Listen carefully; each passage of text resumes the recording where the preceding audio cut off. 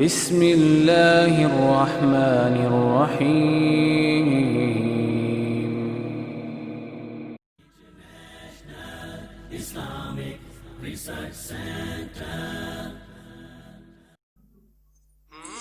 افضل اذکار ہیں. عن جابر بن عبداللہ قال سمعت رسول اللہ صلی اللہ علیہ وسلم یقول افضل الذکر لا الہ الا اللہ وافضل الشکر الحمدللہ. سیدنا جابر بن عبداللہ کہتے ہیں میں نے رسول اللہ کو فرماتے سنا لا الہ الا اللہ سب سے زیادہ فضیلت والا ذکر ہے اور الحمدللہ سب سے افضل کلمہ شکر ہے. تو لا الہ الا اللہ کلمہ توحید ہے جو اس بات پر دلالت کرتا ہے کہ صرف اللہ تعالیٰ معبود برحق ہے.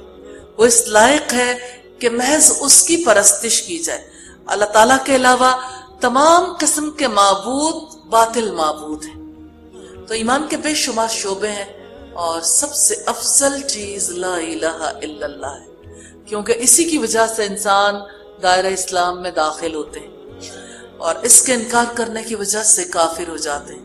اور الحمدللہ شکر کا کلمہ ہے.